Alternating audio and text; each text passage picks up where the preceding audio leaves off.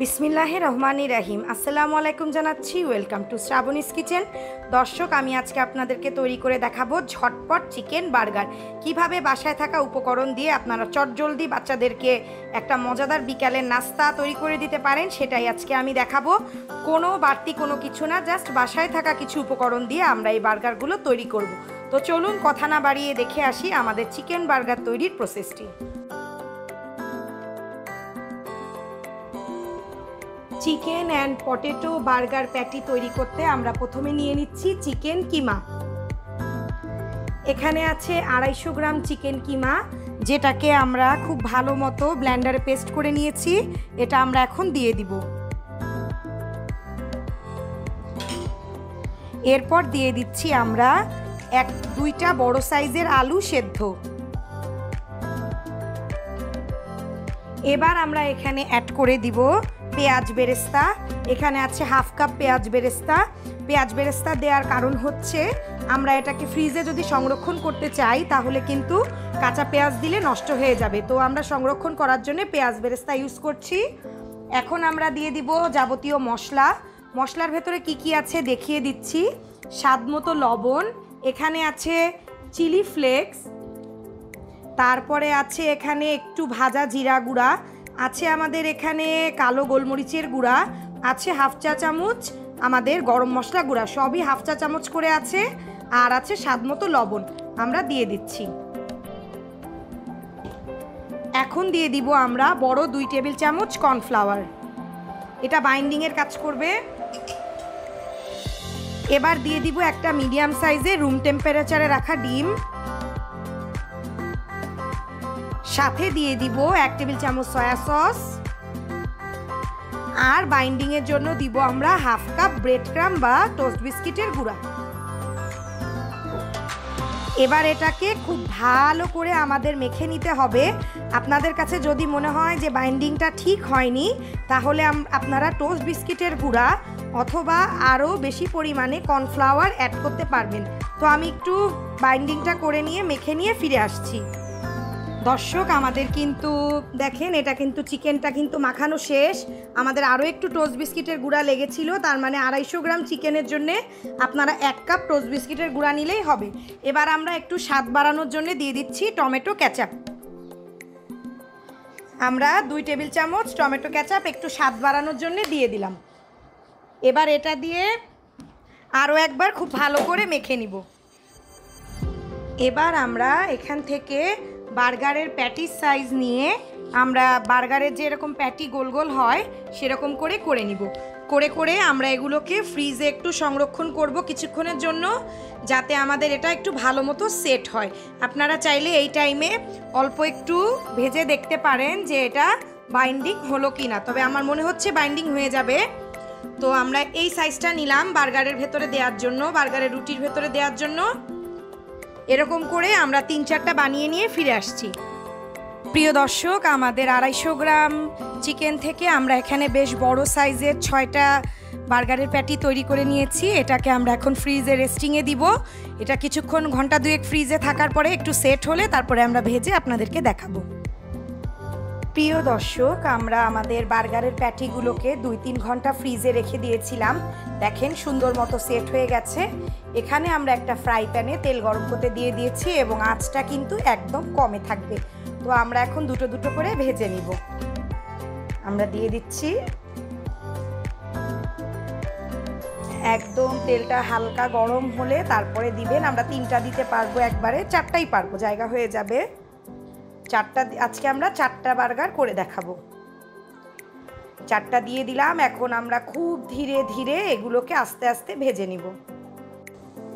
তো দর্শক, আমাদের কিন্তু বার্গারের প্যাটিগুলো উল্টানোর টাইম হয়ে গেছে।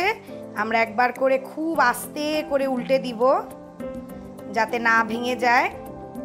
এবং হ্যাঁ, দেখেন আমাদের কিন্তু বাইন্ডিংটা একদম ঠিক ছিল। আমরা ভেবেছিলাম যে বাইন্ডিংটা ঠিক হবে কিনা, এজন্য আমি আগেই চেক করে নিয়েছিলাম এবং তখনই কিন্তু ঠিক ছিল। আপনারা যদি এই পরিমাণের উপরে ভিত্তি করে বানান তাহলে কিন্তু আপনাদের বার্গারের যে বাইন্ডিংটা সেটা ঠিক থাকবে এবং প্যাটিগুলো ভেঙেও যাবে না।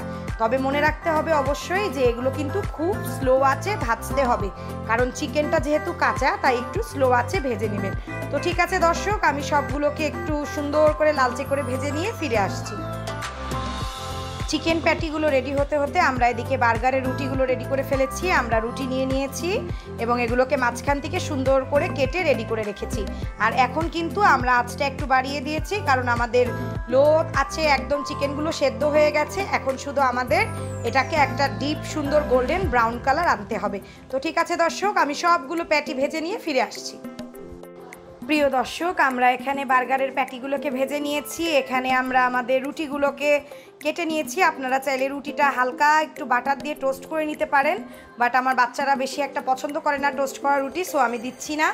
আমি এখন এখানে রেখেছি শসা, আপনারা টমেটোও দিতে পারেন, রেখেছি সস আর মেয়োনিজ।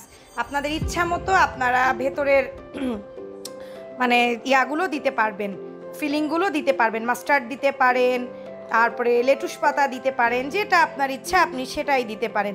আমি দুইটাতে প্রথমে একটু মেয়োনিজ দিয়ে দিলাম। মেয়োনিজ দিয়ে আমি এখানে সুন্দর করে মাখিয়ে দিচ্ছি। ভালো করে আমি এখানে মেয়োনিজ দিয়ে মাখিয়ে নিলাম। দুই পাশেই একটু একটু করে মেয়োনিজ দেওয়া ট্রাই করবেন, তাহলে কিন্তু খেতে খুব মজা হয় আর রুটিটাও জুসি থাকবে। আমি দুই পাশেই দিয়ে দিলাম। চাইলে এখানে একটু বাটারও ইউজ করা যায়, বাটার দিয়ে রুটিটা টোস্ট করে নিতে পারেন, বাট আমার বাসায় অনেকে পছন্দ করে না, সো আমি দিলাম না। তারপরে আমি দিয়ে দিচ্ছি এখানে টমেটো ক্যাচাপ। টমেটো ক্যাচাপটা বাচ্চারা বেশি পছন্দ করে, সো আমি টমেটো ক্যাচাপটা একটু বেশিই দিচ্ছি। ওরা টমেটো ক্যাচাপটা সবাই পছন্দ করে। টমেটো ক্যাচাপ দিয়ে দিলাম, উপরে আবার দিব। এরপরে দিয়ে দিব শসা। শসা আপনি আপনার ইচ্ছা মতো টমেটো দিতে পারেন, শসা দিতে পারেন, গাজর দিতে পারেন, লেটুস দিতে পারেন, সব আপনার ইচ্ছা। আমি শসা দিয়ে দিলাম 5 টুকরা করে।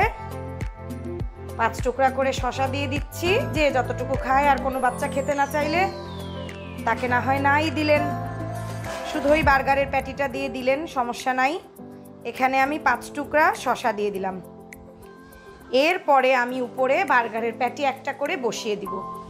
এখানে একটা বসিয়ে দিলাম আর এখানে একটা বসিয়ে দিলাম।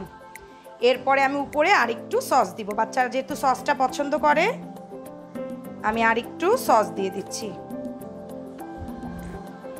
আমি আরেকটু সস দিয়ে দিলাম। এবার এটাকে আমি ঢেকে দিচ্ছি।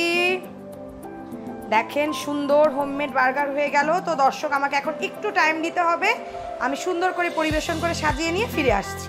একদম বাসায় থাকা উপকরণ দিয়ে কিভাবে চিকেন বার্গার তৈরি করা যায় সেটা আপনাদের দেখিয়ে দিলাম। আপনারা চাইলে আলু না দিয়ে শুধুই চিকেন দিয়েও কিন্তু বার্গারটা তৈরি করতে পারবেন।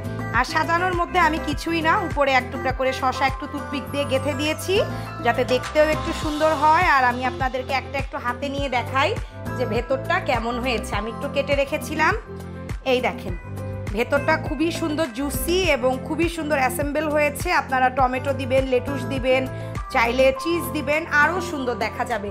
বাট আজকে আমি একদম সিম্পলভাবে বাসায় থাকা উপকরণ দিয়ে আপনাদেরকে তৈরি করে দেখালাম চিকেন বার্গার। তো এভাবে যদি আপনারা তৈরি করে বাচ্চাদের সামনে দেন, ওরা কিন্তু খুবই খুশি হয়ে যাবে। তো দর্শক, আজকে আমি আপনাদেরকে তৈরি করে দেখালাম মজাদার ঝটপট চিকেন বার্গার। আর এটা যদি ভালো লেগে থাকে রেসিপিটা, তাহলে কিন্তু আমাদের রেসিপিতে লাইক, কমেন্ট, সাবস্ক্রাইব করতে ভুলবেন না। আর চ্যানেলটিতে কিন্তু সাবস্ক্রাইব করে বেল বাটন ক্লিক করে রাখবেন। তো দর্শক, আজকে এখানেই বিদায় নিচ্ছি। সবাই ভালো থাকুন, সুস্থ থাকুন, আল্লাহ হাফেজ।